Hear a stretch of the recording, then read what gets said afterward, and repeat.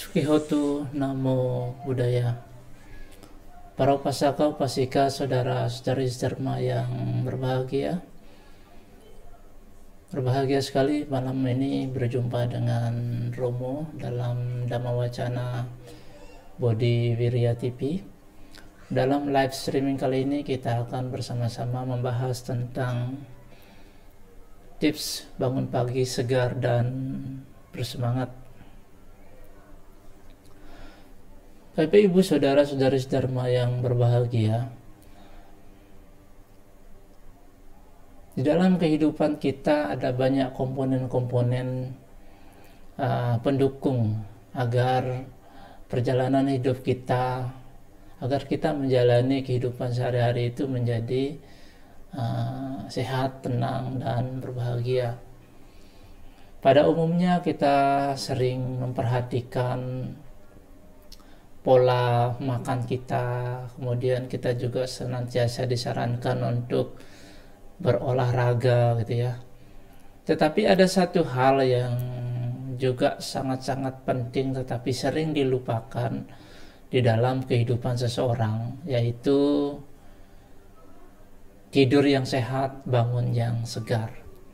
Oleh karena itu, pada Dhamma Wacana kali ini Romo akan menjelaskan bagaimana sih caranya agar kita bisa bangun itu bisa menjadi lebih segar, lebih semangat gitu ya.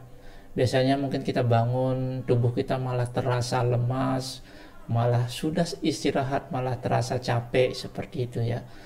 Bukannya bersemangat, malah kita semakin tidak mau beranjak dari tempat tidur kita. Kenapa hal ini bisa terjadi? Kita akan membahas satu persatu.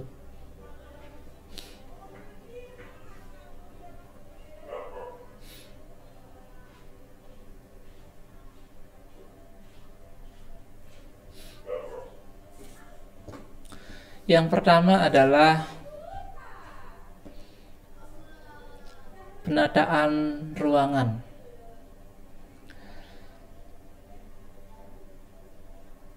Penataan ruangan dalam hal ini tempat tidur dan bantal ya. Agar kita bisa tidur dengan nyenyak dan kualitas bangun pagi kita menjadi segar, kasur dan bantal guling yang kita gunakan untuk tidur itu harus diperhatikan. Kalau kita menggunakan kasur yang lembek atau bantal guling yang tidak sesuai, maka kemungkinan besar pada saat kita bangun pagi kita akan merasa lemas, kita akan merasa capek. Karena kasur yang terlalu lembek tidak bisa menopang tubuh kita, sehingga tubuh kita tidak bisa lurus tidurnya, tapi malah bergelombang mengikuti kasurnya, mengikuti bentuk tubuh kita, sehingga ketika bangun di pagi hari kita menjadi lemas dan tidak bersemangat. Jadi menentukan kasur yang baik itu sangat-sangat berpengaruh terhadap kualitas tidur dan bangun pagi kita. Jadi kasur yang baik itu adalah kasur yang keras ya, bisa dibilang agak keras yang bisa menopang tubuh kita, dan bantal gulingnya juga tidak terlalu lembek, juga tidak keras-keras amat, tapi cukup untuk menopang leher kita agar tidak terlalu bengkok ya. Jadi dengan pemilihan kasur yang tepat kita akan bisa tidur dengan nyaman dan bangun pagi dengan segar.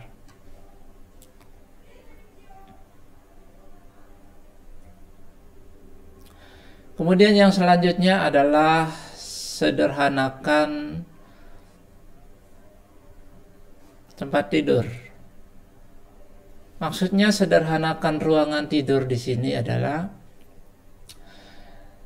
Di dalam kehidupan zaman sekarang, ruangan tidur itu dijadikan sebagai tempat untuk melakukan segalanya.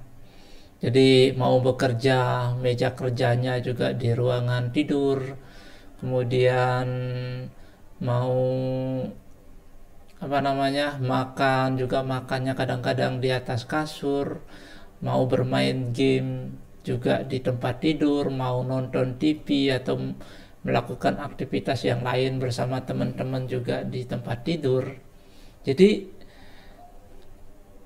karena tempat tidur itu dijadikan sebagai tempat untuk beraktivitas, hal-hal yang biasanya dilakukan di siang hari, maka ketika kita tidur, rekaman-rekaman jejak dari apa yang kita lakukan di tempat tidur kita itu, di ruangan kita itu akan terbawa.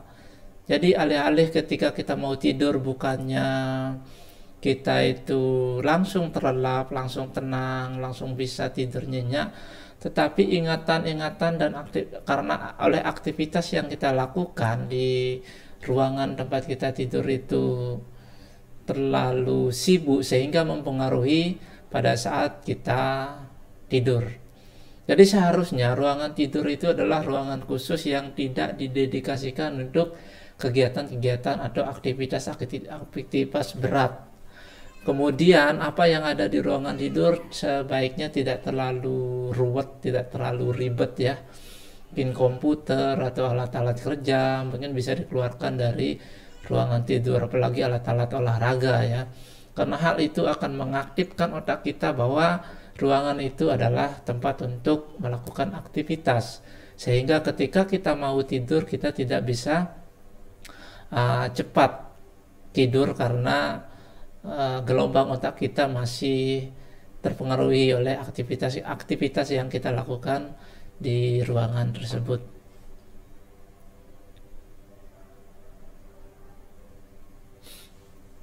Kemudian yang selanjutnya adalah stabilkan suhu ruangan. Maksudnya stabilkan suhu ruangan di sini adalah untuk bisa tidur nyenyak kita harus mengkondisikan ruangan tempat tidur kita itu agar tidak terlalu panas maupun tidak terlalu dingin. Jadi bisa istilahnya itu pas sesuai untuk tubuh kita pada saat kita sedang tidur. Kalau terlalu panas kita akan gerah dan tidak nyaman untuk tertidur. Demikian juga kalau terlalu dingin kita akan menggigil dan tentu kita tidak akan bisa tertidur lelap kalau kita dalam posisi menggigil. Jadi kondisi ruangan itu perlu kita atur atau kita mencari tempat tidur yang memang kondisi suhunya itu bisa mendukung untuk kita tidur. Atau kita bisa mendesain ruangan kita itu dengan alat bantuan seperti pengatur ruangan, pengatur suhu ruangan, mungkin AC, atau bisa juga dengan menggunakan kipas angin ya. Ini akan membantu kita mendapatkan suhu ruangan yang ideal.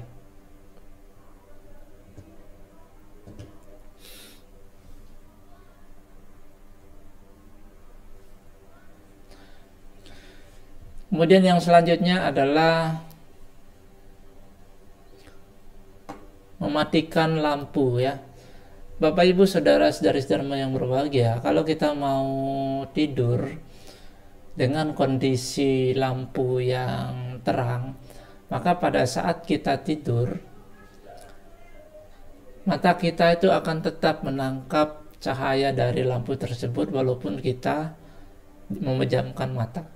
Dan itu memungkinkan akan memberi sinyal kepada otak kita untuk terus beraktivitas atau terus bekerja. Jadi dengan mematikan lampu maka kita akan membantu otak kita tidak menyerap cahaya lampu itu melalui mata, dan dengan suasana yang gelap akan membantu otak kita untuk beristirahat selama masa tidur kita. Jadi mematikan lampu adalah poin yang sangat penting juga.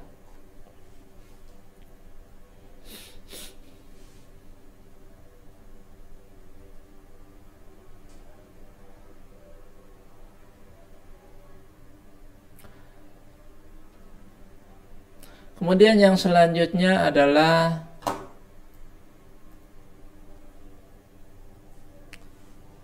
jangan memikirkan rencana atau solusi atau masalah saat di tempat tidur.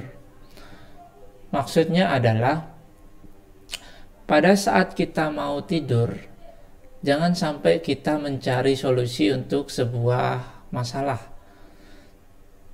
Jadi kita mungkin berpikir kita memiliki masalah, kemudian kita mencari solusinya sebelum kita tidur, berharap bahwa kita akan menemukan jalan keluar dari permasalahan tersebut. Tetapi alih-alih kita mendapatkan jalan keluar, malah itu akan mengganggu tidur kita. Otak kita bekerja untuk terus berpikir, sehingga kita tidak bisa beristirahat dengan tenang atau beristirahat dengan baik.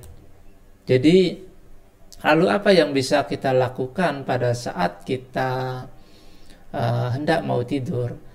Hal yang terbaik yang bisa kita lakukan adalah dengan merefleksikan, bukan mencari solusi dari masalah yang kita miliki, tetapi dengan merefleksikan atau merenungkan kebaikan-kebaikan yang pernah kita lakukan pagi hari itu, pagi sampai siang hari itu.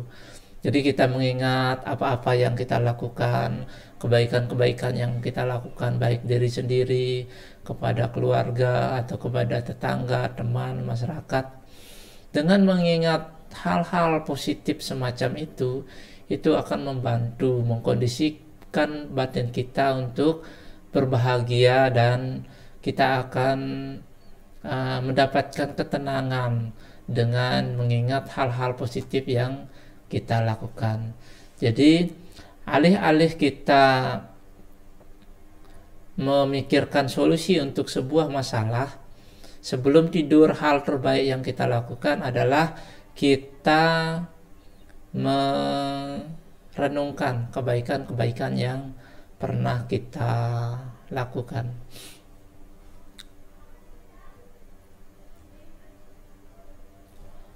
Oke, yang selanjutnya adalah aktivitas-aktivitas yang bisa dilakukan sebelum tidur ya. Seperti yang Romo bilang tadi, salah satu aktivitas yang bisa dilakukan adalah dengan mengingat kebaikan yang pernah kita lakukan.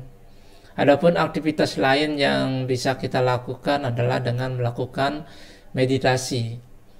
Dengan melaksanakan meditasi, batin kita akan pelan-pelan untuk mengendap sehingga kita menjadi tenang. Kalau kita sudah tenang, kalau kita sudah damai, maka beristirahat pun akan bisa lebih gampang. Kemudian yang selanjutnya, aktivitas yang bisa kita lakukan untuk menenangkan, merilekkan tubuh kita sebelum kita tidur, mungkin bisa dengan memijit tubuh kita. Mungkin kita meminta bantuan teman atau pasangan kita ya untuk memijit tubuh kita sebelum kita tidur. Ini akan membantu kita menjadi lebih rileks, lebih santai, dan meregangkan otot-otot kita yang tegang karena seharian beraktivitas seperti itu. Bapak Ibu saudara-saudari Dharma yang berbahagia, selanjutnya hal-hal yang hendaknya dihindari sebelum kita tidur.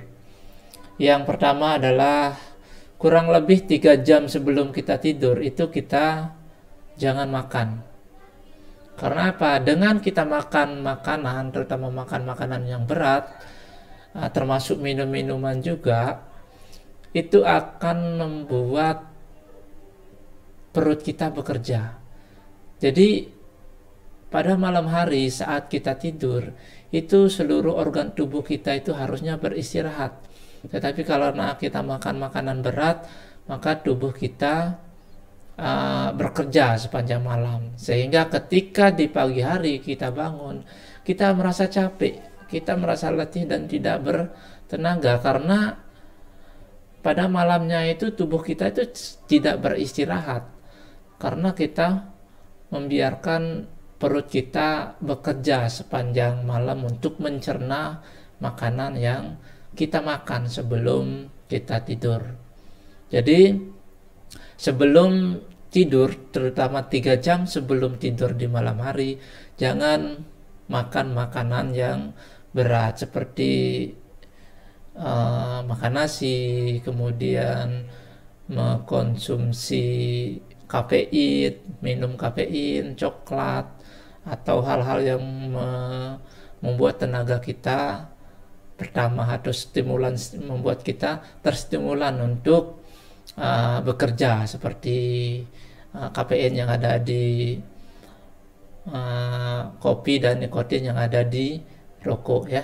Jadi usahakan menghindari makanan 3 jam sebelum kita tidur.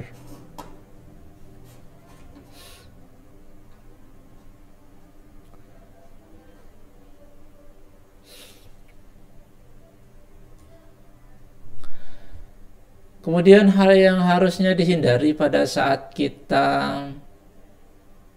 tidur, sebelum kita tidur adalah 2 jam sebelum tidur kita itu jangan sampai beraktivitas. Ya, baik beraktivitas, maksudnya jangan sampai bekerja, mengerjakan hal-hal yang perlu dikerjakan di kantor gitu ya. Jangan sampai dikerjakan 2 jam sebelum tidur. Kita persiapkan energi kita itu, istilahnya pendinginan ya, sebelum kita tidur. Apalagi jangan sampai kita melakukan aktivitas di dalam ruangan itu, misalnya lembur melaksanakan pekerjaan-pekerjaan kantor, karena itu akan membuat otak kita itu akan dipacu untuk bekerja, sehingga pada saat kita tidur malah kita teringat pada aktivitas-aktivitas kerja atau hal-hal yang membuat kita bekerja keras. Jadi usahakan 2 jam sebelum tidur kita menghentikan pekerjaan, terutama sangat-sangat tidak dianjurkan untuk bekerja di dalam ruangan.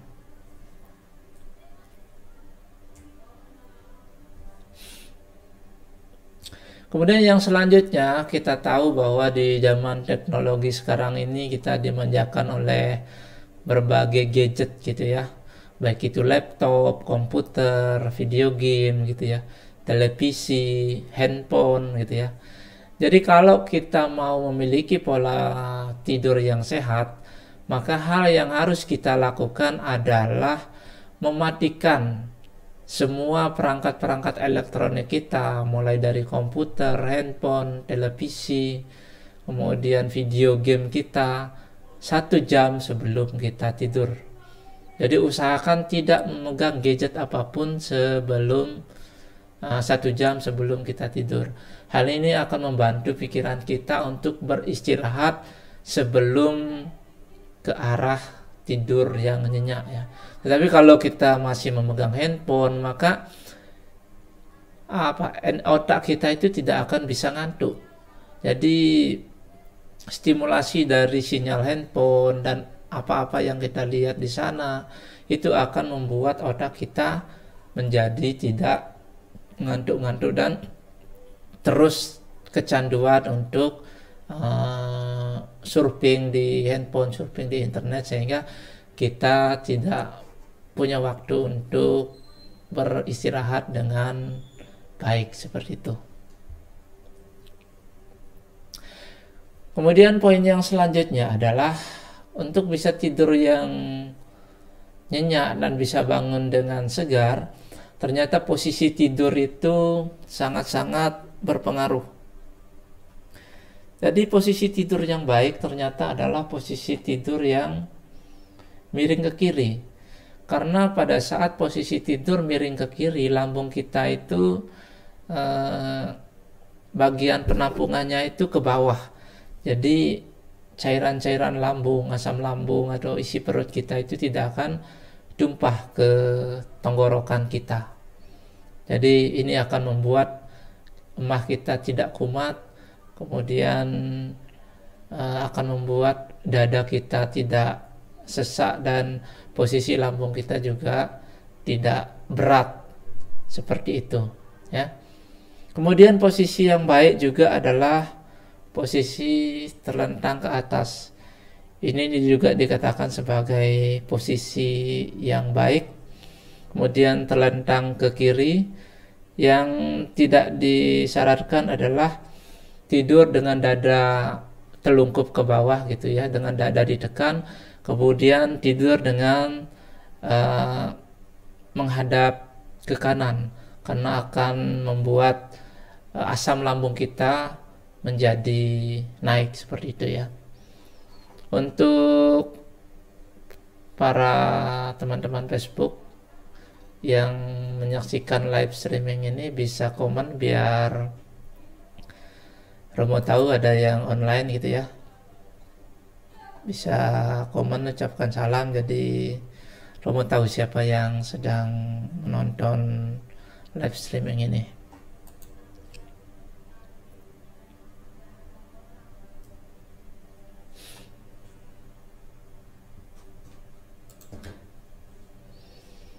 Oke, demikian Bapak Ibu Saudara-saudari Dharma, pemaparan tentang tips-tips agar kita bisa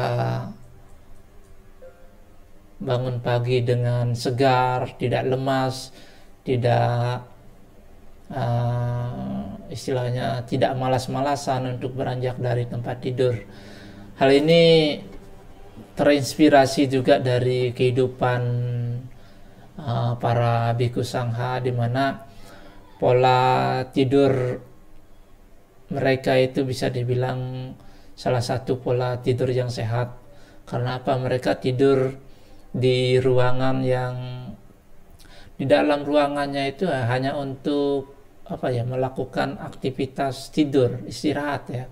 Jadi ruangannya tidak dipenuhi dengan komputer, tidak dipenuhi dengan alat-alat atau mungkin televisi lain sebagainya ya. Jadi ketika sudah jamnya istirahat, mereka mungkin langsung bisa bermeditasi atau langsung beristirahat. Jadi mereka tidak melakukan aktivitas-aktivitas duniawi yang berat. Kemudian yang selanjutnya yang membuat pola tidur dari para biku atau para sangha itu bagus adalah tempat tidur mereka itu cuman beralaskan tikar yang sederhana gitu ya. Tidak tidur di tempat yang empuk atau yang mewah seperti kasur-kasur atau tempat tidur yang tinggi, sehingga ketika tidur tubuh mereka itu akan ditopang secara sempurna oleh tempat mereka tidur. Karena mereka cuman beralaskan matras atau beralaskan tikar gitu ya. Beda kalau dibandingkan dengan orang yang tidur di atas kasur. Jadi ketika mereka bangun pagi, mereka akan cenderung malas.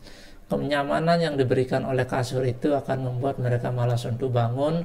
Dan apalagi kalau kasurnya itu terlalu lembek, maka akan membuat tubuh mereka lemas. Karena selama tidur semalaman, tubuh mereka tidak ditopang dengan benar oleh kasur yang lembek tersebut. Sehingga pada siang hari tubuh mereka akan menjadi lemas walaupun sudah tidur semalaman.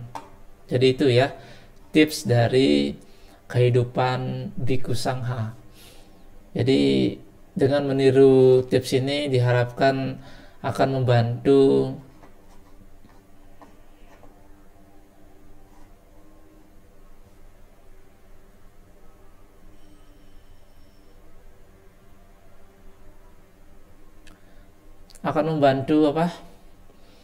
tubuh kita untuk bisa tidur dengan nyenyak di setiap hari di malam hari. Dan Mungkin tips tambahan, kalau kita mau tidur nyenyak itu usahakan untuk apa namanya, menjadwalkan waktu tidurnya. Jadi waktu tidurnya itu jangan sampai terlalu larut malam, mungkin bisa dijadwalkan sekitar jam 9 sampai jam 10 gitu ya. Dan itu dijadwalkan secara teratur. Jadi kalau sudah saatnya tidur jam 9 sampai jam 10, maka semua aktivitas, semua alat-alat elektronik disingkirkan, kita langsung beranjak ke tempat tidur. Seperti itu. Hal ini akan membantu pikiran kita itu untuk terkondisikan. Saatnya tidur, pikiran kita akan terkondisikan untuk langsung beristirahat, sehingga kita tidak perlu waktu lama untuk memejamkan mata dan akhirnya tidur nyenyak. Jadi seperti itu ya. Oke, para upasaka, upasika, saudari dharma yang berbahagia, demikian apa yang bisa Romo sampaikan pada kesempatan malam hari ini. Semoga bisa bermanfaat.